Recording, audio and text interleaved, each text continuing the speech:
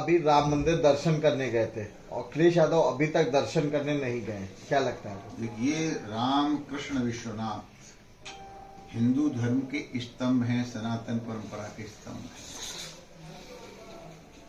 तो जो हिंदू हित की बात करेगा वही देश पर राज करेगा। अगर एक बार अंधे के भाग्य से कुछ हो गया तो वो सच्चाई नहीं है, उन्हें स्वीकार कर लिया, क्योंकि विधानसभा की बहुत करारी हार हुई, रो रहे थे। हो सकता है भगवान से क्षमा मांगने के लिए गए हो, लेकिन इतना तय है, अब हिंदू जग गया है, राष्ट्र ने नया रास्ता पकड़ लिया है। तो देश में हिंदू हित की बात करेगा वही देश पर में राष्ट्र विरोधी है। जो भारतीय संविधान में विश्वास नहीं रखता, ऐसा व्यक्ति जब ऐसी बचकानी बात करता है तो प्रश्न खड़ा होता है कि उस व्यक्ति के पास बुद्धि भी है कि नहीं है। बहस का स्थान लोकसभा का सदन है, और लोकसभा इसीलिए होती है कि नए कानून राष्ट्र में बनाए जाएं, खराब कानून को निरस्त किया जाए और उस कानून में संशोधन किया जाए। मेरा प्रश्न है, राहुल गांधी को तब सांप सूंघ गया था जब बहस चल रही थी, क्यों नहीं बोले थे? वहां बोलना चाहिए था, पार्टी को कटघरे में खड़ा करना चाहिए था, लेकिन न राहुल गांधी बोले, न प्रियंका गांधी बोले।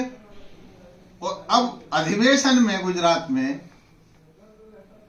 बब्बर शेर बनने का प्रयास कर रहे हैं। जनता है, सब जानती है, भारतीय जनता पार्टी अपने विकास के मुद्दों पर, विकास और विरासत के मुद्दे पर, जो विकास सारे देश में किया है, विरासत का संरक्षण किया है, उसके आधार पर सारे देश में बहुत मजबूत हो गई है।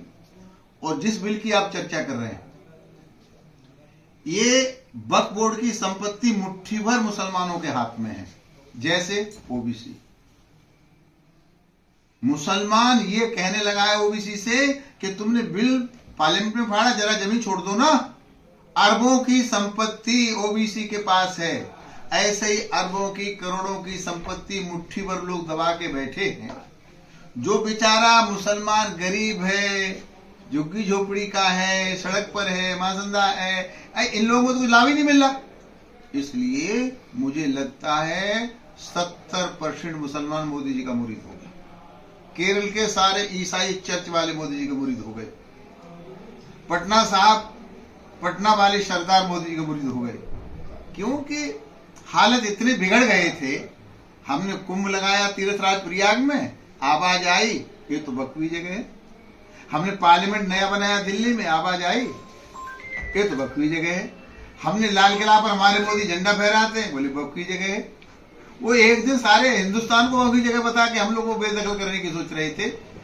अब राजस्व अभिलेख का मालिक कलेक्टर होता है, सर्वे करेगा, देखेगा, जिसकी नहीं है उसको छोड़नी पड़ेगी, और जिसकी है कब्जा किसी और का है उसका कब्जा कराएगा।